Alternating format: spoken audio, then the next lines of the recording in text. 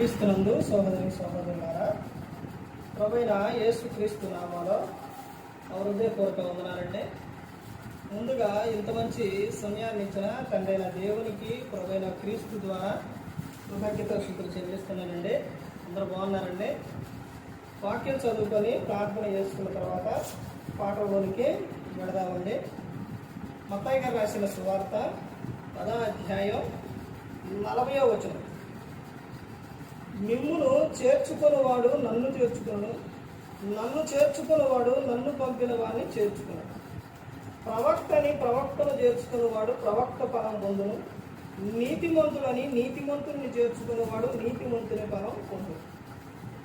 మరియు శిష్యుడని ఎవడు ఈ చిన్నవారిలో ఒకనికి గిన్నెడు చన్నీళ్లు మాత్రము త్రాగనిచునో వాడు తన ఫలము పోగొట్టుకోవడని నిశ్చయముగా మీతో చెప్పుచున్నాడు. ప్రార్థన చేస్తుంది. పరలోకమందున్న మా తండ్రి, పరిశుద్ధ ప్రేమ గల తండ్రి, గొప్ప తండ్రి, అయ్యా మీ ప్రియకుమారుడు యేసుక్రీస్తు ప్రభువారి ద్వారా కృతజ్ఞతాస్తుతులు చెల్లిస్తున్నాము నాయన. కూడికంతట్లో మీరే ఉంది నడిపించండి నాయన. వాక్యం బోధించుండగా వినివారు తండ్రి మంచు వాక్యానుసారంగా నడిచే భాగ్యం దయచేయండి. వాక్యం బోధించుండగా ఈ లోక సంబంధమైన జ్ఞానంతో కాకుండా మీ జ్ఞానంతో మాట్లాడే భాగ్యం దయచేస్తారని మా ప్రభువైన యేసుక్రీస్తు నామములో వేడుకుంటున్నాం తండ్రి, ఆమేన్. ప్రభువైన యేసుక్రీస్తు నామములో హృదయపూర్వక వందనాలండి. దేవుని కుమారుడు యేసుక్రీస్తు ప్రభువారు ఈ లోకానికి వచ్చిన తర్వాత పరలోక రాజ్యం సమీపిస్తుంది కనుక మారు మనసు పొందమని ప్రకటింప మొదలుపెట్టారు. అంశం పాఠం పేరు రాసుకోండి. పాఠం పేరు ఏమిటంటే సేవకుని గురించి. ఒక సేవకునికి నీవు చేస్తున్నది ఏమిటి? ఒక సేవకునికి నీవు చేస్తున్నది ఏమిటి? ఇదే పాఠం పేరు. ఇందులోని మనం ఒక సేవకుడు, ఎవరు సేవకుడు అంటే దేవుడు పిలిచిన వ్యక్తి, దేవుడు ఏర్పరచుకున్న వ్యక్తి, దేవుడు చెప్పమన్న మాట చెప్పే వ్యక్తి ఎవరో సేవకుడు. ఒకసారి కూడిక పెట్టినా, ఆరాధన పెట్టినా, మీటింగ్ పెట్టినా, ఏది పెట్టినా అక్కడ అల్లరి అనేది ఉండకూడదు, బయట మాటలు అనేది రాకూడదు. అక్కడ నీ ప్రవర్తన జాగ్రత్తగా ఉండాలి. దేవుని మందిరానికి పోయినప్పుడు నీ ప్రవర్తన జాగ్రత్తగా ఏం చేయాలి? చూసుకోవాలని ప్రసంగి 5వ అధ్యాయం 1వ వచనంలో ఉంటుంది. ఎందుకంటే దేవుడు ప్రతి ఒక్కడి కూడా చూస్తూ ఉన్నారు. ఒక్కసారి కూడిక అంటే ఒకసారి సమయం పెడితే ఆ సమయానికి రావాలి.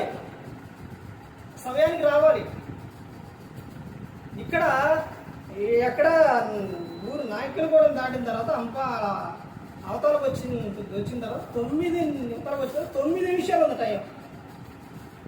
సుమారు 4-5 నిమిషాలలో అక్కడి నుంచి ఎక్కడికి వచ్చి ఎంత స్పీడ్ వచ్చి ఉంటాను. ఎందుకు? 6 గంటల ప్రార్థన. ఎవరికి భయపడాలి? దేవునికి భయపడాలి, మనుషులకు కాదు. ఒక ప్రాంతంలో నిన్నటి దినాన సేవకుల మీటింగ్ జరిగింది. కొన్ని మండలాలకు చెప్పారు. దాని మీద రాశారు, స్పష్టంగా రాశారు. చాలా మంది అనుకున్నారు అట్టే ఉండిద్దరు అనుకున్నారు, అట్టే రాస్తారు అనుకున్నారు. కానీ దానికి అతని గురించి తెలిసిన వ్యక్తులు ముందు వచ్చారు. మరి తెలిసి వచ్చారో తెలియక వచ్చారో ఎలాగొచ్చారో నేను మాత్రం దాని మీద 9:15 ఉంది. వెళ్ళిపోవాలి, త్వరగా వెళ్ళిపోవాలి. ఎక్కడికైనా సరే వాళ్ళు చెప్పిన సమయానికి వెళ్ళడానికి ప్రయత్నించాలి, పెట్టిన సమయానికి వెళ్ళడానికి ప్రయత్నించాలి. ఒక సేవకుడు సమయాన్ని పెట్టాడు అంటే అది ఆ సేవకుడు కాదు, అది దేవుడు పెట్టిస్తున్న సమయాన్ని ఏం చేయాలి? సద్వినియోగం చేసుకోవాలి. అక్కడికి వచ్చిన వారు 9:15కి అక్కడికి 9:10కి వెళ్ళిపోయాం, వీడికి వెళ్ళిపోయాం. ఎన్ని పనులు ఉన్నా ఎన్నైనా మొత్తం వదిలిపెట్టేసి పరుగుల మధ్యలో లిఫ్ట్లు మళ్ళీ అడగటం, ఆయన దింపుకుంటాం, మరలా అయినా సరే వెళ్ళిపోయిన తర్వాత గబ్బ రాశారు. టిఫిన్ పెట్టారు, గబగబ రాశారు. 9:30కే క్లాస్, 9:30కే క్లాస్ స్టార్ట్ అయిపోయింది. 10 గంటలకే వచ్చారు. వచ్చిన వారిని సేవకులు వాళ్ళు వచ్చిన వారిని మొత్తాన్ని బయట ఉంచేశారు. బాబాకు రానిలా లేవు చెప్పే సేవకుడు అన్నారు, అయ్యా బయట ఏడాదంటే వద్దు, వాడు లేటుగా వచ్చారు, లేటుగా అక్కడే ఉండాలి. ఎవరండి? విశ్వాసులు కాదు, సేవకుల్నే ఎడ కూర్చోబెట్టారు? బయట. అయిపోయిన తర్వాత చెప్పారు, లేటుకు వచ్చారు, సమయానుకూలంగా రాలా, వీళ్ళకి ఇచ్చే దాంట్లో కూడా ఏమవుతుంది? తగ్గిపోతుంది. మరలా కూడికి వచ్చిన వారు అక్కడ చెప్పిన కండిషన్ నేనే ఫోను తీయడానికి, జేబులో నుంచి ఫోను తీయడానికి కుదరలా. సందర్భం ఉదయం పెట్టిన కండిషన్ ఏంటో తెలుసా? ఫోను ఏముండాలి? స్విచ్ ఆఫ్లో ఉండాలి, మోకూడదు. ఫోను చెప్పేటప్పుడు రాసుకోవడం కూడా కదా, అడవైపే చూడాలి. ఎవరి కోసం వాడు పెట్టేది? ఎవరి కోసం? మన కోసం, దేవుని మహిమార్థమై. నువ్వు వాక్యం చెప్పేటప్పుడు మాట్లాడుతావు, వాక్యం చెప్పేటప్పుడు ఫోన్లు వస్తే, వాక్యం చెప్పేటప్పుడు ఎవరైనా పిలిస్తే అడ్డుపోతావు. ఇక చెబుతుంది దేవుని వాక్యం, మరి ఇక విలువే ఉంది? ఒకసారి ఆలోచించు. ఒక్కసారి మనం ఆరాధనకి వెళ్ళినా, కూడికి వెళ్ళినా, ఎక్కడికి వెళ్ళినా నీ ప్రవర్తన జాగ్రత్తగా ఉండాలి. ఒక సేవకుని గురించి నువ్వేం చెబుతున్నావు, సేవకునికి నువ్వేం చేస్తున్నావు, ఒక్కసారి ఆలోచించండి. ఒక సేవకుడు చెప్పిన తర్వాత ఒక విశ్వాసి చేయవలసిన పనేంటి? నేను దేవుని పని చేసుకున్నది నా గొప్పతనం కాదు, దేవుని గొప్పతనం. దేవుని సేవ చేస్తూ అక్కడికి వస్తున్న సేవకుడికి, అక్కడికి వస్తున్న ప్రాంతంలో ఉన్న సేవకుడు అక్కడికి వస్తున్న ఆయనకి ఆయన వాక్యం స్టేటస్ లో పెడతాడు. ఆయన వాక్యం సాయంత్రం బాక్సులో వినిపిస్తారు. ఎందుకు? సేవకుడు చెబుతున్నది ఏంటి? వాక్యం నిన్ను బ్రతికించాలి. ఆ సేవకుడు చేస్తున్నది ఏంటంటే తెలుసా? నీ ఆత్మలో ఏం చేస్తుండో? కాస్తుండో, మీకోసం ప్రార్థన చేస్తుండో, ప్రభా వాళ్ళని కాపాడమని మీకోసం మొరపెట్టుకుంటుండో. ఎంత భారంతోనే వాక్యం చెప్పడం అంటే మామూలు విషయం కాదండి. అర్థమవుతుందండి? ఆ సేవకుడు మీకోసం చేసే ఆ విలువ, ఆ త్యాగం ఎలా ఉంటుందనంటే, తమ బిడ్డల్ని ఎలాగైతే ఆపద వచ్చిందంటే కాపాడుతారో చూస్తారు, అదే విధంగా ఒక సేవకుడు వారి కోసం ఏం చేస్తారో? ప్రార్థన చేస్తారు. భారం కలిగి ఉంటుంది. అయ్యో ప్రభా, వాళ్ళని కాపాడని, రక్షించమని, కరుణించమని వారి కోసం ఎప్పుడు ప్రార్థన చేసినా వారి కోసం ఏం చేస్తారో? ప్రార్థన చేస్తారు. మీ ఆత్మలు ఏం చేస్తుండో కాస్త హెబ్రీ రాసిన పత్రిక 13వ అధ్యాయంలో ఉంటుంది. అలాంటి సేవకుడు దేవుని పని విషయాల్లో దుఃఖపడకుండా చేయాలి. దుఃఖపడకుండా పని చేస్తేనే అది వాళ్ళకేంటి? ఆశీర్వాదం. పాత నిబంధన గ్రంథంలోకి వెళితే షునేమీరాలు మన ఇంటికి వస్తూ పోతున్నాయని ఎవరు? దైవజనుడని గుర్తించింది. వాళ్ళకి అప్పుడు దాకా పిల్లలు లేరు. తర్వాత ఆమె తమ ఇంటి మీద ఏం కట్టించింది? గది కట్టించింది. గోడ మీద గది కట్టించి ఆ సేవకుడు అక్కడికి వచ్చినప్పుడు సేద తీర్చుకోవడానికి ఆయనకి ఆశ్రయముగా ఆ నివాసం ఏర్పరిచింది.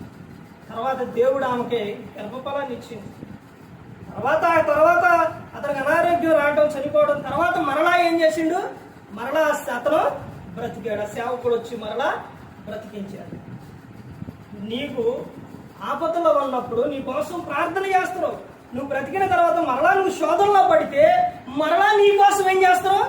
సేవకుడు మరలా నీ కోసం ప్రార్థన చేస్తాడు. సంఘానికి ఒక సంఘ కాపరి అనంటే ఆ సంఘాన్ని ఏ విధంగా కాస్తారో తెలుసండి? ఏ విధంగా కాస్తారు అనంటే చాలా జాగ్రత్త కలిగి గొర్రెల కాపరి ఏ విధంగా అయితే కాస్తారో ఆ విధంగా ఏం చేస్తారో కాస్తారు. ఎలాగానంటే ప్రతి ఒక్కరు గమనించుకోవాలి. గొర్రెలలో వెళ్ళేటప్పుడు అవి చాలా పశువుల కన్నా చాలా సున్నితంగా ఉంటాయి. అవి వెళ్ళేటప్పుడు అవి కన్నా మాట వినకపోతే అతని చేతిలో దుడ్డు కర్ర ఉంటుంది. ఆ దుడ్డి కర్ర పెట్టి ఏం చేస్తారు? వేస్తారు, ఒకటి కొడతారు. కొడితే కాలు రక్తం వస్తే కట్టు పెడతారు. కుంటితే నడవలేకపోతే మరలా ఏం చేస్తారు? దాన్ని తీసుకొని భుజాన్ని వేసుకొని మోసుకొని వెళ్తారు. కానీ దానికి తగిలిన దెబ్బగా మాత్రం ట్రీట్మెంట్ అనేది దాన్ని సరి చేస్తారు. అలాగే సేవకుడు ఏం చేస్తారో తెలుసండి? సేవకుడు కూడా ఇక్కడ నుంచొని చెప్పేటప్పుడు నా బంధువే, లేకపోతే నా కొడుకే, లేకపోతే నా రక్త సంబంధే, లేకపోతే ఇంకొకళ్ళు కాదు. ఇక్కడ ఉంది ఎవరనంటే దేవుని పని చేసే ఆయన, దేవుడు చెప్పమన్నది చెప్పే వ్యక్తి. విశ్వాసుల్ని హెచ్చరించాలి, గద్దించాలి, ఖండించాలి.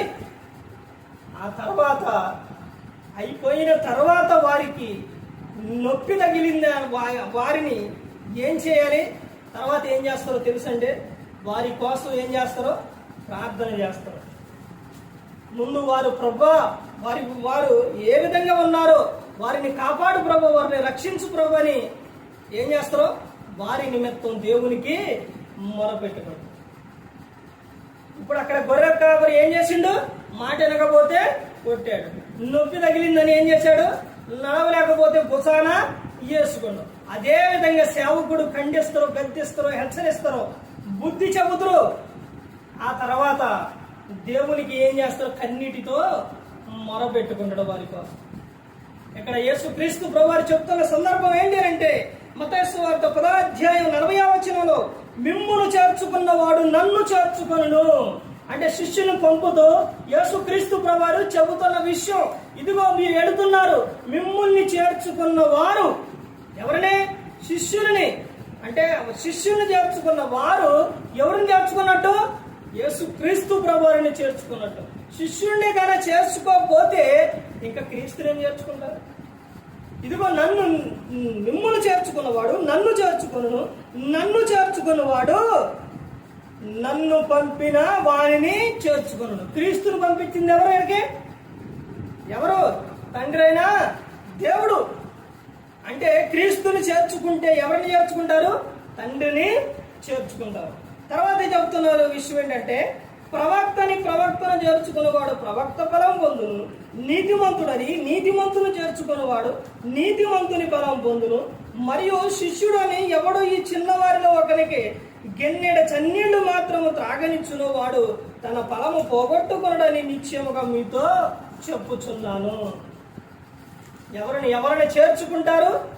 మీరు సేవకుడిని చేర్చుకుంటే ఎవరిని చేర్చుకున్నట్టు? క్రీస్తుని చేర్చుకున్నట్టు. క్రీస్తుని చేర్చుకుంటే తండ్రి అయిన దేవుణ్ణి చేర్చుకుంటారు. సందర్భంలో మనం ఇంకా గ్రంథంలోకి వెళ్ళి ఇంకా చూస్తే అపోస్తలుడైన పౌలు గారు రోమీయులకు రాసిన పత్రిక 16వ అధ్యాయం, అపోస్తలుడైన పౌలు గారు రోమీయులకు రాసిన పత్రిక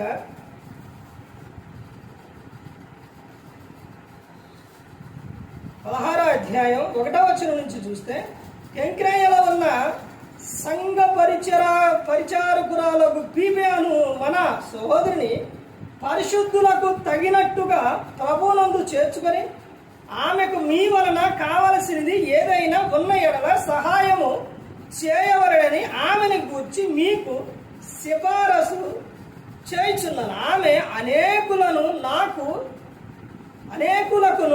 నాకును సహాయురాలయుండెను. ఎవరేమే? ఫీబే, సంఘ పరిచారకురాలు. సంఘములో ఉన్న వ్యక్తులు సేవకునికి దేవుని పనిలో సహాయంగా ఉండాలి.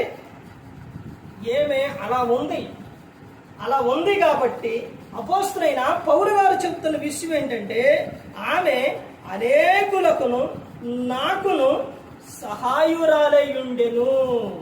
ఒక సేవకునికి సహాయం చేస్తున్నావు అనంటే నువ్వెవరికి చేస్తున్నట్టు?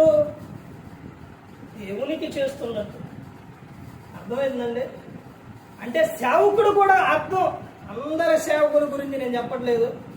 చాలా మంది దేవుని యందు భయభక్తులు కలిగి ఉన్నది ఉన్నట్టు చెప్పే సేవకులు ఉన్నారు, వాక్యానుసారంగా నడిచే సేవకులు ఉన్నారు. మన ఆత్మను రక్షించేదే వాక్యం కాదా అని ప్రతి ఒక్కరు ఏం చేయాలి? పరీక్షించుకోవాలి. చెప్పే వాక్యం అలా ఉందో లేదో అని నువ్వు తెలుసుకోవాలి అని అంటే అపోస్తల కార్యాలు 17వ అధ్యాయం 10-11 వచనాల్లో పౌలు శీల చెప్పిన సంగతులు అలా ఉండవో లేవో అని ఆ బెరయ సంఘం ఏం చేసింది? ప్రతిదినము లేఖనములను పరిశోధిస్తూ వచ్చింది. వాక్యం చెప్పేటప్పుడు ఏం చేయాలి? ఒకటి, మందిరానికి వచ్చినప్పుడు హృదయం ఖాళీ చేసుకొని ఆ హృదయాన్ని నింపుకోవాలి. తర్వాత ఏం చేయాలంటే రెండవ విషయం ఏంటంటే రాసుకోవాలి. పెన్ను పేపర్ తీసుకొని నోట్స్ తీసుకొని అందులోని అంశం అని చెప్పినప్పుడు అంశం రాసుకోవాలి. నేను ఎక్కడికి వెళ్ళినా ఎక్కువ రాసుకుంటాను. ఎందుకో తెలుసండి, అవి మనకు ఇప్పుడు ఆ బుక్ ఉందండి, నా పాటలు పాడిన బుక్ ఎన్ని తరాలు? 3 తరాలు పాటలు అందులో ఉన్నది. నేను మారిన కొత్తలో రాసిన పాటలు. ఆ బుక్ పైది మొత్తం ఇదైపోయింది, తడిసి వర్షానికి అంటే బండిలో వెళ్ళేటప్పుడు ఇవన్నీ తడిసి ఎంత పెట్టినా కానీ అది తడిసినప్పుడు దాన్ని తీసి ఇంకొక బుక్ చేయడానికి ప్రయత్నించి చేసి తర్వాత మరలా దీన్ని పైన ప్రింట్ అదన్నీ వేయటం అనేది జరిగింది. కానీ లోపల రాసిన పాటలు అవన్నీ కూడా అలాగే ఉండిపోయింది. అంటే మనం రాసుకున్న బుక్, మనం కొనుక్కున్న బుక్ దేవునిది, అది ఎప్పటికీ కూడా వ్యర్థమైపోదు. ఇప్పుడు నువ్వు రాసుకున్నదే, ఇప్పుడు నేను రాసిన పాటలు, దేవుని కృప ద్వారా రాసిన పాటలు ఎంతమంది పాడారు? ఎంతమంది పాడారండి? ఇక్కడే ఎంతమంది? బాబు పాడిండు, తర్వాత అన్నయ్య పాడారు. ఇప్పుడు బయటికి వెళ్ళిన సంఘాలు వెళ్ళిన తర్వాత ఏమంటారు? అన్నయ్య ఆ పాట బుక్ ఒకసారి అన్నయ్య అంటారు. అర్థమైందండి? అలాగే నువ్వు వాక్యం రాసుకున్నప్పుడు ఆ రాసుకున్న వాక్యం నువ్వు ఇక్కడ పెట్టావనుకోండి, అది ఇక్కడ ఎక్కడో అక్కడ బుక్ నీ దగ్గర ఉంది. నీ ఇంటికి బయట నుంచి వచ్చారు, వచ్చిన వారు ఏం చేస్తారు? బంధువులే వచ్చారు, లేదా నీ ఫ్రెండ్స్ వచ్చారు, ఎవరో వచ్చారు, వచ్చిన వారు ఏంది బుక్ అని ఆ బుక్ చేస్తారు. బుక్ ఏదో తీయగానే బుక్లో ఏముంటుంది? నువ్వు రాసుకున్న వాక్యం ఉంటుంది, దేవుని వాక్యం. ఆహా, ఏదో బాగుందని ఒక పెద్ద ఆయన అలాగే చేసిండు. సంఘం గురించి అమెరికా నుంచి మొన్నటి దినం ఒక ఆయన వచ్చి చెబుతూ ఉంటే నా పక్కన కూర్చున్న పెద్ద ఆయన ఏదో ఒక పేపర్ ఇచ్చిండు. ఆ పేపర్ ఇస్తే సంఘం గురించి ఆ అమెరికా ఏదైతే చెబుతుండో ఇందులోనే అదే ఉంది. అక్కడ ఆయన చెబుతుండో నేను ఇక్కడ చూస్తున్నా, ఆడ చెబుతుండో చూస్తున్నా, సేమ్ ఒకేలాగా ఆయన చెప్పిన రిఫరెన్స్లే ఇందులో ఉన్నాయి. పెద్ద వయసు ఆయన, చాలా పెద్ద వయసు ఆయన. పెద్దలే గౌరవించాలి, వాళ్ళ దగ్గర చాలా జ్ఞానం ఉంటుంది. ముసలోడు ముసల్లాయ్ చిచి ఏళ్ళ దగ్గరే ఉండిద్ది అనుకుంటారు. అద్భుతమైన జ్ఞానం ఉంటుంది. ఎక్కడ అమెరికా ఆయన చెప్పే వాక్యం ఏళ్ళ దగ్గర ఆ ఫోన్ల తర్వాత దీన్ని ఎలాగ ఏం చేయాలనుకున్నా ఈ పేపర్ అనుకున్నప్పుడు ఎమ్మంటే ఆలోచన వచ్చింది. ఫోన్ ఉందిగా, ఫోన్ తీసి పెద్దయినా ఒక ఫోటో తీసుకోండి అన్న, ఇట్ట పెట్టి ఫోటో తీసి మంచి పని చేశారు. అసలు చూడండి, ఆ పెద్ద ఆయన దగ్గర అద్భుతమైన విషయం అలా దాచుకున్నాడు. అది ఇప్పుడు నాకు చూపిస్తే నేనేం చేసిన దాన్ని ఇది రాసుకున్న తర్వాత దాన్ని ఏం చేస్తా? దాన్ని నోట్స్ మీద ఎక్కేస్తాను. ఒక బుక్, దేవుని బుక్ అయినా మనం రాసుకున్నదైనా పౌలు శీల సంగతులు అలా ఉన్నాయో లేవో వాళ్ళు పరిశోధించారు అని అంటే ఎలా పరిశోధించి ఉంటారు? ఒకటి ఇందులోనైనా పెట్టుకోవాలి, 2 లేకపోతే రాసుకోనైనా ఉండాలి. అప్పుడే వాళ్ళకి అర్థమైంది. అలాగే సేవకుడు చెబుతున్నదే అలా ఉందో లేదో మీరేం చేయాలి? ఒక అంశం చెప్పారు, ఆ అంశం మీదే ఉండాలి. లేదా బయట విషయాలు చెబుతున్నా, లేకపోతే ఇంకేమైనా చెబుతున్నా, ఇంకేమైనా చెబుతున్నారా, ఇదే అంశం చెబుతున్నారా అన్నదే మీరు గ్రహించాలి అని అంటే, మీరు తెలుసుకోవాలి అని అంటే వాక్యాన్ని చదవాలి. వాక్యం చదవకపోతే ఎవరు ఏది చెప్పినా అదే నిజం అనుకుంటున్నారు. అర్థమవుతుందండి? వాక్యాన్ని నీ హృదయంలో ఉండాలి, వాక్యాన్ని నువ్వు ధ్యానించాలి, వాక్యాన్ని చదవాలి, వాక్యాన్ని పరిశోధించాలి. అర్థమవుతుందండి? ఈ పీపే ఏం చేసింది? సంఘ పరిచారకురాలు అనేకులకు పౌలు గారికి ఏమై ఉంది? సహాయంగా ఉంది. ఒక సేవకుడికి ప్రతి ఒక్కరూ కూడా ఎలా ఉండాలి? విశ్వాసులు అంటే సహాయంగా ఉండాలి. ఈరోజు వివాహానికి వెళ్ళొచ్చాం, నేను వైపు తిరుగు, అక్కడ నుంచి డైరెక్ట్ ముందుకు వచ్చి ఎమ్మడినే ఇక్కడికి వచ్చేసాను. అక్కడికి ఆ వివాహం ఆడు చేశారండి. సుమారు అక్కడ చెబుతున్నారు 4,000 మంది అంట. 4,000 మంది ఎలా వచ్చారు? ఎలా వచ్చారండి? ఒకసారి ఆలోచించండి. ఎలా వచ్చారో తెలుసండి? అక్కడికి వచ్చి 4,000 మందికి ఆ సేవకుడే చెప్పగలుగుతురా? సహాయం ఎలా వచ్చారో తెలుసండి? ఎలా చేశారో తెలుసా? మా ఊరిలోనే ప్రాంతంలో అక్కడికి వెళ్ళేవారు, మా ఊరు నుంచి అక్కడికి వెళ్ళేవారు. అక్కడ నుంచి వాళ్ళ అబ్బాయిది వివాహం అని ఊరు మొత్తం ఏం చేశారు చెప్పారు. అక్కడ అంతవరకే సంఘంలో ఉన్న అక్కడ ఉన్న వారికి ఏం చెప్పారు? ఫలానా రోజు ఫలానా చాట సేవకుడు కుమారుడిది వివాహం అని చెప్పారు, మీరు రావాలని చెప్పారు. అట్ట ఏరాబడి ఎంతో మంది వెళ్ళారు. అక్కడికి వెళ్ళిన వారు ఆ తర్వాత ఇంకొక చాట ఎన్ని ఊర్లు అయితే అక్కడ వస్తాయి వాళ్ళందరూ ఏం చేశారు? అలా చెప్పే ఉంటారు కదా, అలా చెప్పమట్టి వాళ్ళందరూ కూడా అక్కడికే వచ్చారు. అంటే ఒక సేవకుడికి విశ్వాసి ఎలా ఉండాలి? సహాయకరంగా ఉండాలి. అర్థమవుతుందండి? నువ్వు వేరే వాళ్ళ స్టేటస్లో నువ్వు వాక్యాలు పెట్టుకోవచ్చు, కానీ నీ సేవకుడు వాక్యం అందులో రావాలి. నేను అక్కడికి వచ్చే సేవకుడు వాక్యం నేనేం చేస్తా? స్టేటస్లో పెడతా. ఎందుకు అతను ఇక్కడికి వచ్చి ఎంతో ప్రయాసపడి ఇక్కడికి వచ్చి ఏం చెబుతుండో?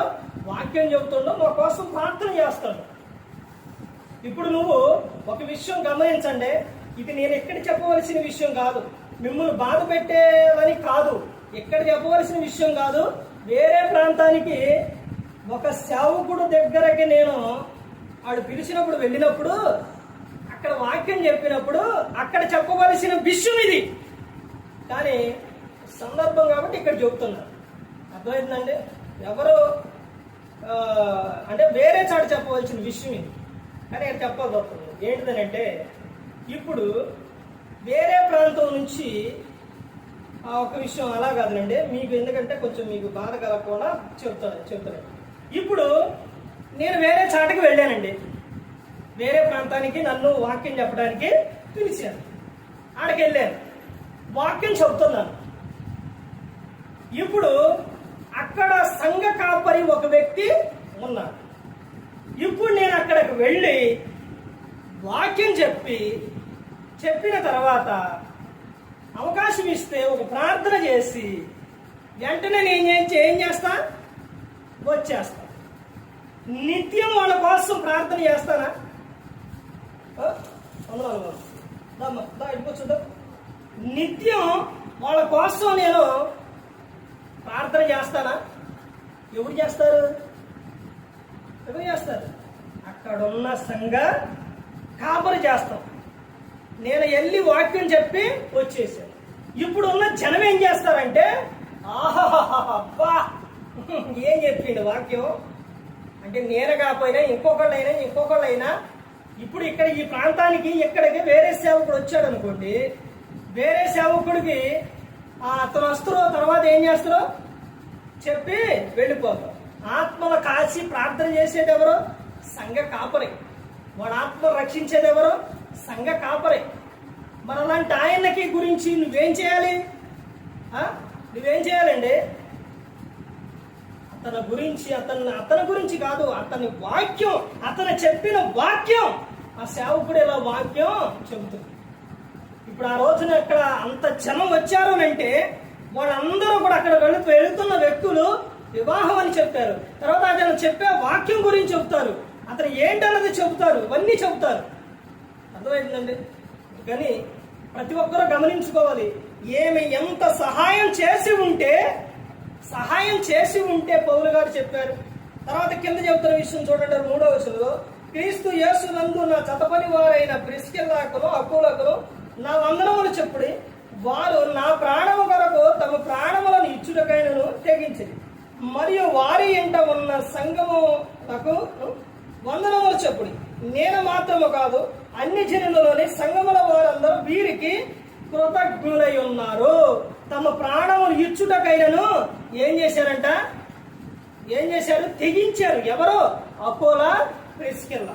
ఓ సేవకుడు ఒక చాటకు వచ్చి వాక్యం చెప్పిన తర్వాత ఆ వాక్యాన్ని ఇతరులకు ఏం చేయాలి? నువ్వు చెప్పాలి.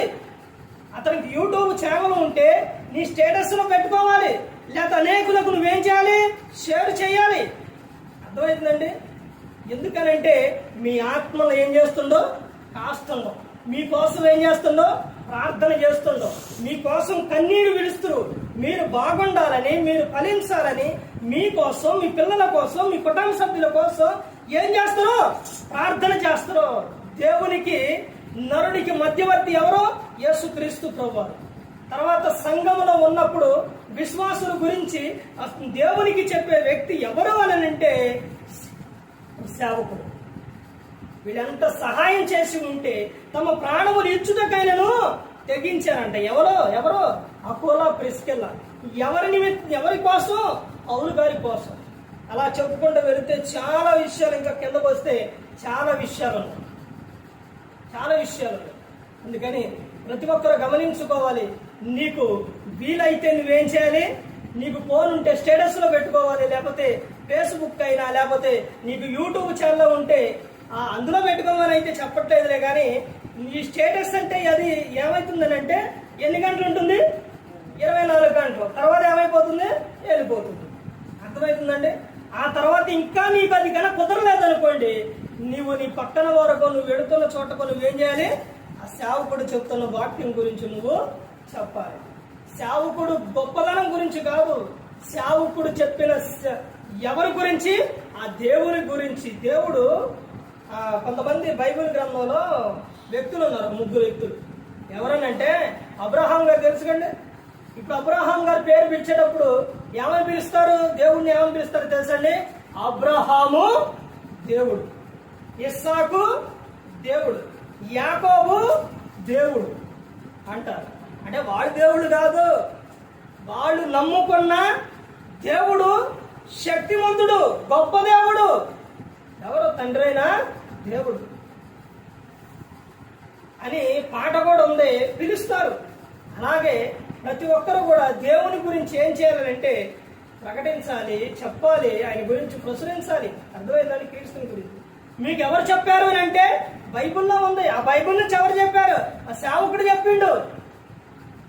అనేక చాటలో చూడండి, ఒక ప్రాంతం నుంచి ఒక ప్రాంతానికి వెళ్ళిన వాక్యం విన్న వారైనా ఆ వ్యక్తికి ఏదైనా వచ్చినా రాకపోయినా కానీ ఆ సేవకుడు మొన్న ఒక ప్రాంతంలో చెబుతున్నారు, సేవకునికి అంతగా చెప్పడం రాదండి, కానీ ఇక్కడికి వస్తుంది చెబుతున్నాడండి, అందులో ట్రై చేస్తున్నాడండి. ఇవన్నీ ఎందుకు చెబుతున్నారు? వాళ్ళు ఎంత దేవుని యందు భయభక్తులు కలిగి ఉంటే ఆ సేవకునికి చెప్పడం వచ్చినా రాకపోయినా ఆ సేవకుని గురించి ఏం చెబుతున్నారు? అర్థమైందండి? అలాగే ఒక సేవకునికి సహాయంగా ఉండాలి. అది మీకు ఏమవుతుందంటే తెలుసండి, అది దీవెన, ఆశీర్వాదం అండి. మీకు ఇయడానికి స్తోమత లేదనుకోండి, దేవునికి ఉంటే దేవునికి ఇస్తే అది ఆశీర్వాదం. ఇంకా అంతకంత దేవుడు ఏం చేస్తారు? సహాయం చేస్తారు. ఇవ్వటానికి లేకపోతే చెప్పటానికి మాట ఉందండి, నోరు. ఏం చేయాలి? దాన్ని బట్టి ఏం చేయాలి? దేవుణ్ణి చూపించాలి, దేవుణ్ణి కనుపరచాలి. ఆ సేవకుని గురించి ఒకవేళ ఎవరైనా అడిగితే ఏం చేయాలి? ఫోన్ నెంబర్ అని ఇవ్వాలి, లేకపోతే సేవకుని గురించి చెప్పాలి. అంటే ఆ సేవకుడు చెప్పిన వాక్యం గురించి. వీళ్ళ గురించి అపోస్తలుడైన పౌలు గారు ఎందుకు చెబుతుండో? తమ ప్రాణములు ఏం చేశారు? రోమపట్నంలో నుంచి మొత్తం కూడా అక్కడ ఉన్న చక్రవర్తి ఇక్కడ ఎవరు ఉండొద్దు, వెళ్ళిపోవాల్సిందే, మొత్తం ఖాళీ చేసి వెళ్ళిపోవాల్సిందేనంటే అదే సమయం అందరూ వెళ్ళిపోతుంటే అదే సమయానికి పౌలు గారు అక్కడికి వెళ్ళేసరికి అపోలా ప్రిస్కిల్లా కూడా బయలుదేరదామని పోయే సమయంలో పౌలు గారు అక్కడికి వెళ్ళినప్పుడు అక్కడి నుంచి వెళ్ళలేదండి. వాడు రాజు చక్రవర్తి ఆర్డర్ ఇస్తే ఏమవుతుంది? వెళ్ళిపోవాలి. వెళ్ళకపోతే ఊకోడు. అర్థమవుతుందండి? అయినా కానీ పౌలు గారి కోసం వాడు ఆయన చంపేసినా పర్లేదు, ఈ సేవకుడు అనేకులను ఏం చేస్తారో రక్షిస్తారు, అనేకులను ఏం చేస్తారో కాపాడుతారు. ఈ సందర్భంలో ఒక ఇష్యూ చెప్తాను. మొన్న జరిగిన మీటింగ్లోని సంఘం 70 మంది అంట. నాన్నగారు చనిపోయారు. ఈ వ్యక్తి అయితే క్రిస్మస్కి జనవరికి వచ్చిన అవన్నీ లెక్క కానుకలు అవన్నీ మొత్తం ఖర్చులు అన్నీ పోను సుమారు 3 లక్షలు. ఎంత? సుమారు 3 లక్షలు మిగిలినాయి. ఎంతమంది? 70 మంది. ఒక ప్రాంతంలో అంతమంది ఉన్నా 500 కూడా రావు. ఒక ప్రాంతంలో చూడండి ఏ విధంగా ఇస్తున్నారు. ఇచ్చిన కానుక, ఇచ్చినది దేవునికి ఇచ్చింది వ్యర్థమైపోయిద్దా? పోదు. వాళ్ళు ఇచ్చారు, ఎంత ఇచ్చారో మనిషి ఎంత ఇచ్చారో కానీ సుమారు అన్ని ఖర్చులు పోను సుమారు 3 లక్షలు మిగిలింది. అంటే 270, 280 అట్లా సుమారు 3 లక్షలు మిగిలింది. నిన్న చెప్పిన విషయం. అయితే వాటిని బట్టి దేవుడు ఏం ఆలోచన ఇచ్చారంటే, నువ్వు విశ్వాసానికి చెబుతున్నావు, అలాగే నువ్వు సేవకులను కూడా ఏం చేయాలి? బలపరచాలి అని ఆ సేవకునికి దేవుడు ఆలోచనిస్తే మాట్లాడితే, వామ్మో ప్రభువా, విశ్వాసులకు చెప్పడమే కష్టం. సేవకులు అంటే తలబడిన వాళ్ళు ఉంటారు, పెద్ద వయసు వాళ్ళు ఉంటారు. సేవకులు అంటే మామూలు వాళ్ళు కాదు, అంటే మామూలు విషయం కాదు, బాగా నేర్చుకో, బాగా ఇదిగా ఉంటారు. అంటే అయినా సరే వాళ్ళని నువ్వు ఏం చేయాలి? బలపరచాలి అని చెప్పినప్పుడు ఆయన తెలంగాణ ఈ చుట్టుపక్కల 300 ఏంటంటే జిల్లాలు వీటికి ఈ చుట్టుపక్కల వీటన్నిటికీ కూడా చెప్పాలి అని ఆయన బయలుదేరినప్పుడు ఒక్కొక్క చాటకు వెళ్ళినప్పుడు సుమారు 65-70 వేలు అయితే అంట ఖర్చు. అంటే సేవకులకి కానుక ఆయన సహాయం చేయటం, వాక్యం చెప్పటం, ఓన్లీ వాక్యం చెప్పడం వరకే. ఇలా అలా వచ్చి చెబుతాను. ఎలా వస్తుందో ఆయనకి ఎక్కడి నుంచి వస్తున్నాయి? ఎవరిస్తున్నారు? సంఘం. సంఘం అండి. సంఘం ఇవ్వకపోతే సేవ జరగదు. అర్థమవుతుందండి? సంఘం రాకపోతే, సంఘం సహాయం చేయకపోతే సేవకుడు ముందుకు వెళ్ళలేడు. అర్థమవుతుందండి? ముందుకు సేవ అభివృద్ధి చెందాలి అని అంటే సంఘం నుంచి సంఘమే బలపరచాలి. బైబిల్ గ్రంథంలో పౌలుని బర్నబానే వీళ్ళందరూ కూడా వాళ్ళు సేవకు వెళుతున్నప్పుడు అపోస్తల కార్యాల్లో ఉంటుంది, 2వ అధ్యాయంలో ఉంటుంది. తమ చిర ఆస్తులు మొత్తం కూడా అమ్మి తీసుకొచ్చి ఎక్కడ పెట్టారు? అపోస్తలుల పాదముల యొద్ద పెట్టారంట. ఎందుకు? సేవ అండి. సేవ జరగాలి. ఈ రోజున బయట అన్ని సంఘాలు గడుతున్నారంటే, పెద్ద పెద్ద సంఘాలు అవన్నీ నడుస్తున్నాయంటే ఎలా నడుస్తున్నాయి? ఒకసారి ఆలోచించండి. ఎలా నడుస్తున్నాయంటే సంఘస్థులు దేవునికి ఇస్తున్న దాన్ని బట్టి. అంటే సేవకుడికి ఇస్తే మాకేంటండి అని అంటే, ఆ సేవకునికి ఇచ్చేది ఎవరికి ఇస్తున్నావు? నువ్వు దేవునికి ఇస్తున్నావు. ఆ తర్వాత సేవకుడు ఏం చేస్తుండో అనేక ప్రాంతాలకు ఏం చేస్తుండో దేవుని గురించి చెబుతాడు. నేను స్టేటస్ లో పెట్టాను, ఆయన ఊరు కూడా పెట్టాను. కోకిలపాడ ఏదో ఉంది ఆ ఊరు, అక్కడ నుంచి వచ్చిండు. సేవకుడు ఎలా ఉండాలి, సేవకులు ఎలా ఉండాలి, అద్భుతమైన విషయాలు చెప్పి ఉన్నారు. నువ్వు దేవునికి నువ్వు దేవునికి ఇచ్చేది చాలా మంది అనుకుంటారు. ఎవరికి ఇస్తున్నారు అంటే సేవకుడికి ఇస్తాడు.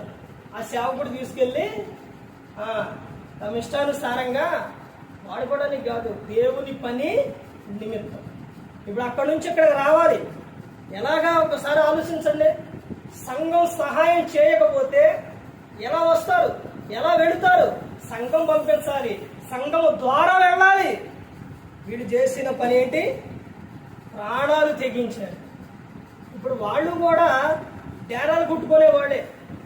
పౌలు గారు కూడా అదే వృత్తి గలవాడు. వాడితో కలిసి డేరాలు కుట్టిండు. వాళ్ళందరూ కలిసి ఏం చేశారు? సేవ చేశారు. కానీ ఆ సేవకునికి మాత్రం వాళ్ళు ఏం చేశారు? సహాయం చేశారు. అంటే ఆయన అవసరం ఏంటి? ఆయన ఉండడానికి అక్కడ పౌలు గారు నివాసం అక్కడ ఉండి అక్కడ నుంచి ఏం చేసిండు? అనేక చాట్లకే సువార్త పంపించాడు. సువార్త వెళ్ళి. అర్థమైందండి? ఇప్పుడు చెప్పండి, సేవకునికి నువ్వు చేస్తున్నది ఏమిటి? సేవకుల గురించి ఒకటి ఏంటంటే, సేవకుడు చెప్పిన వాక్యాన్ని ఏం చేయాలి? చెప్పాలి. లేకపోతే నువ్వు నీ స్టేటస్లో పెట్టుకోవాలి. అమ్మో స్టేటస్ నేను స్టేటస్లో పెట్టను. స్టేటస్ నా బంధువులు చూస్తే ఏంది ఇది అంటారు, ఏంటమ్మ ఇది అంటారు. లేదా ఇంకేదైనా చూస్తే అమ్మో మామూలుగా ఉండదు. ఇప్పుడు దాకా నేను అయ్యో పెట్టాను, ఇప్పుడు నుంచి వాక్యం పెడితే అప్పో ఇట్ట కుదరదు అనుకుంటున్నావా? ఒక్కసారి పెట్టి చూడు. నువ్వు పెట్టినది వేరే వాడు చూసినప్పుడు వాళ్ళే ఏం చేస్తారో తెలుసా? ఆ వాక్యం వింటే ఒకవేళ వాడు భయంకరమైన స్థితిలో ఉంటే వాళ్ళే ఆ వాక్యం విని ఒకవేళ మారితే నీకెంత ఆనందంగా ఉంటుందో ఒక్కసారి ఆలోచించండి. దేవునికి ఎంత ఆనందం ఉంటుందో ఒక్కసారి ఆలోచించండి. నువ్వు పెట్టే పోకిరి అన్ని దాంట్లో చూసి వాళ్ళు ఏమైనా బలపడతారా? పాడైపోతారు. అర్థమవుతుందండి? వాళ్ళు బాగుపడరు, వాటిని చూసి చెడిపోతారు, వాళ్ళు పాడైపోతారు. అదే దేవుని వాక్యం వెళ్ళినప్పుడు ఏమవుతుందో తెలుసండి? ఒకటి కాపోయినా ఒకటైనా ఏం చేస్తారు? వింటారు, మనసులో పెట్టుకుంటారు. ఏదో ఒక రోజు ఏం చేస్తారు? మారుతారు. ఒక ఆమె భర్త భార్య ఇద్దరు వాళ్ళు ఆమె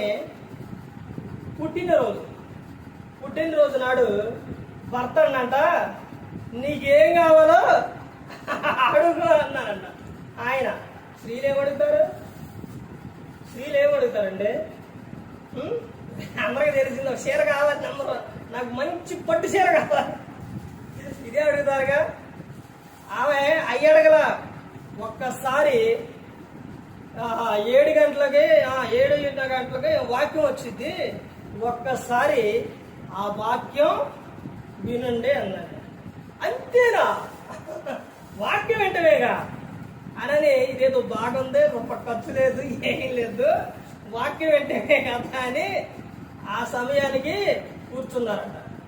కూర్చున్న తర్వాత ఆయన అదే రోజు ఎవరి గురించి చెప్పిండారంటే భార్య గురించి చెప్పాడంట. ఎవరి గురించి? భర్త గురించి కాదు, భార్య గురించి. అప్పుడు ఈ భర్త ఏమో ఎక్కడ కూర్చుంటాడు? కుర్చీలో కూర్చున్నాడు. భార్య ఎక్కడ కూర్చునిద్ది? భర్త పక్కన కింద కూర్చునిద్ది. ఇప్పుడు ఈ భర్త అన్నట విను అన్నట. అన్న తర్వాత ఆ రోజు నుంచి తర్వాత ఈయన చాటుగా మొత్తలోకి వచ్చి ఆ టయానికి ఆ వాక్యం ఎంత ఉండేవాడు చాటుగా. ఆ తర్వాత ఏమగానే పెట్టలేదు అనుకోండి, వచ్చి అదేదో పెడతావుగా అది పెట్ట ఇక ఇద్దరు కలిసి వాక్యం వినటం మొదలు పెట్టారు. చూశారండి? వాక్యం వింటే ఏమవుతుంది? వాక్యం వింటే నిన్ను బ్రతికిస్తుంది, నీకు నెమ్మది ఇస్తుంది, నిన్ను కాపాడుతుంది, నిన్ను రక్షిస్తుంది, నిన్ను పరలోకం ఇస్తుంది. అర్థమైన చూస్తే ఏముందండి అందులో? ఒకసారి ఆలోచించాం. ప్రతి ఒక్కరు గమనించుకొని దేవుని వాక్యం జీవం గలదు, మన ప్రాణాలకు నెమ్మదిస్తుంది, మన మనసుకు విశ్రాంతినిస్తుంది, కాపాడుతుంది, రక్షిస్తుంది. అందుకని ప్రతి ఒక్కరు గమనించుకొని సేవకుల గురించి, ఆ సేవకుడు చెప్పిన వాక్యం గురించి అనేక చాటలు ఏం చేయాలి? చెప్పాలి. ఒక గొర్రె ఇంకొక గొర్రెను ఏం చేస్తుంది? పంటుంది. ఈ రోజున బయట ఉన్న సంఘాలు అనేకులు కూడా ఏం చేస్తున్నారు? వాళ్ళ గురించి అనేక ప్రాంతాల్లో చెప్పడం బట్టి అవన్నీ కూడా ఏమవుతుంది? దేవుని వాక్యం వెళుతుంది, అక్కడ వస్తున్నారు, వాళ్ళు కూడా ఏమవుతున్నారు? బలపడుతున్నారు. వాక్యాన్ని ఎప్పుడు మన దగ్గరే ఉంచుకోకూడదు. అందుకని ప్రతి ఒక్కరు గమనించుకోవాలి, ప్రతి ఒక్కరు తెలుసుకోవాలి. ఏ ఒక్కరు కూడా నశించి నరకానికి వెళ్ళిపోకూడదని యేసుక్రీస్తు ప్రభువు ఈ లోకానికి వచ్చి మనందరి కోసం సిలువలో తన ప్రాణాన్ని పెట్టి ఉన్నారు.